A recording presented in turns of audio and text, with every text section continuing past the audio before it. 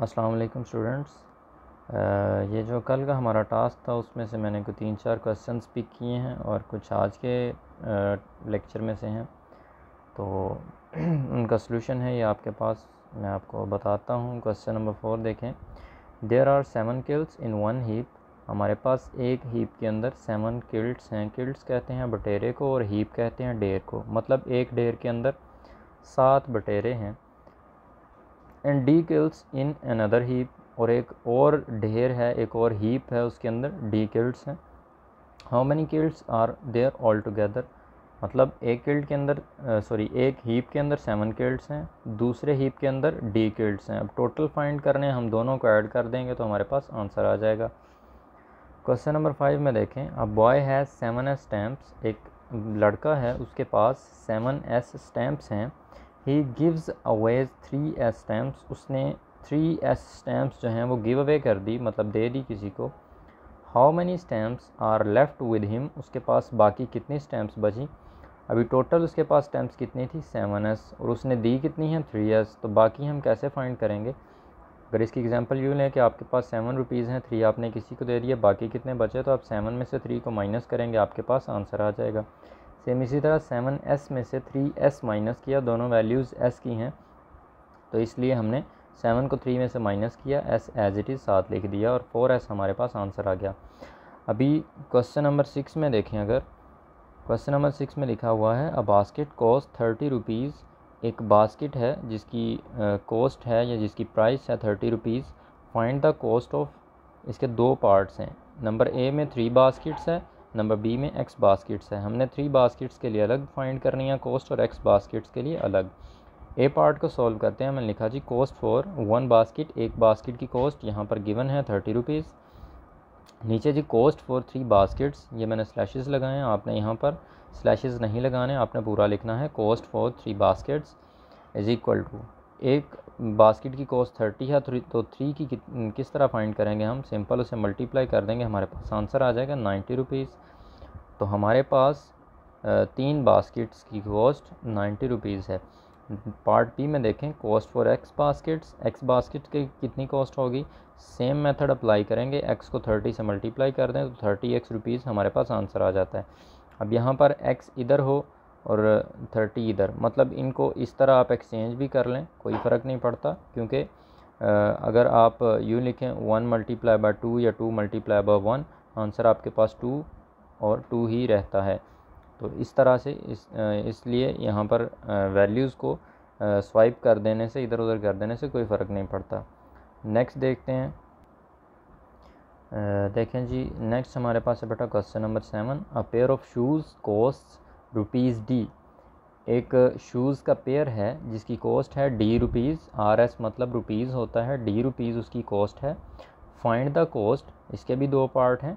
6 pairs of shoes, number A में उसने पूछा है 6 पेयर्स जो हैं शूज़ के, उनकी प्राइस बताएं, और P पेयर्स ऑफ शूज़ जो हैं उनकी प्राइस बताएं। ये दोनों अलग अलग हम फाइंड करेंगे।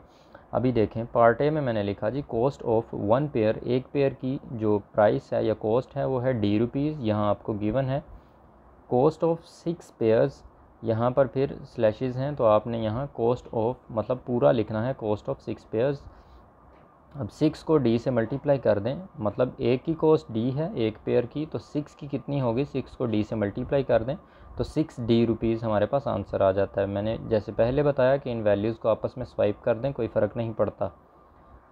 नंबर बी में देखें, पार्ट बी में कॉस्ट ऑफ पी पेयर्स, अगर हमारे पास यहाँ पी पेयर्स हैं तो उनकी कॉस्ट क्या होगी, सिंपल डी को हम पी से मल्टीप्लाई कर देंगे तो हमारे पास आंसर आ जाएगा डी पी रुपीज़। जैसे पहले मैंने बताया कि हम इन वैल्यूज़ को स्वाइप कर सकते हैं, डी और 6 इधर कर सकते हैं, बट कोशिश करते हैं कि हमारा जो नंबर हो वो लेफ़्ट साइड पे है और जो हमारा अल्फ़ाबेट है वो राइट साइड पे है। उससे क्या होता है कि पढ़ने में आसानी है। 6 डी रुपीज़, D6 भी ओके है, कोई इशू नहीं है, बट इस तरह से ज़रा थोड़ा एक प्रॉपर वे है। अभी यहाँ पर कॉस्ट ऑफ पी पेयर्स का हमारे पास आंसर आ गया डी पी रुपीज़। अभी क्वेश्चन नंबर 18 मैंने पिक किया है, बाकी क्वेश्चन सेम हैं, इसी तरह से इसी मेथड से होंगे। अगर आपको कोई इशू हो आप मुझसे पूछ सकते हैं, आप कॉन्टैक्ट कर सकते हैं, कोई भी आपका क्वेश्चन हो उस क्वेश्चन की पिक्चर लें और मुझे व्हाट्सअप कर दें, मैं आपको उसका जो है वो रिप्लाई ज़रूर करूँगा इंशाल्लाह। अभी क्वेश्चन नंबर 18 में देखें, there are X rows of chairs in the hall. एक हॉल है, जिस तरह आपके स्कूल में, आपके कॉलेज में एक हॉल है, 2 हॉल हैं, तो वो कहते हैं कि जी एक हॉल है, उसके अंदर एक्स रोज़ हैं चेयर्स की। यहाँ एक्स कितनी हो सकती हैं? 2, 3, 4, 5, 7, 10 जितनी भी हो सकती हैं, एक्स रोज़ हैं कोई, मतलब एक्स रोज़ हैं चेयर्स की। रोज़ किस तरह से होती हैं? जिस तरह आप पेपर में बैठते हैं, लाइक ये 1 रो, 2 रो, 3 रो, 4, 5, इस तरह से आप रोज़ में पेपर में बैठते हैं, तो ये इन रोज़ की बात कर रहे हैं। तो इस तरह से एक्स रोज़ हैं, सॉरी ये कॉलम्स बन गए। रोज़ इस तरह से होती हैं, इस तरह से रोज़ बनती हैं, इनको हम बोलते हैं रोज़, इनको हम बोलते हैं कॉलम्स। तो रोज़ जो हैं वो हैं आपके पास एक्स, और वो कह रहा है जी if there are Y chairs in each row. ये जो रो है, हर रो के अंदर वाई चेयर्स हैं, वाई इसके अंदर हैं, वाई इसके अंदर हैं, और वाई चेयर जिसके अंदर हैं, वाई चेयर जिसके अंदर, सेम इसी तरह वाई चेयर इसमें। तो क्या हुआ जी, टोटल आपके पास उसने कहा है चेयर्स बताएं।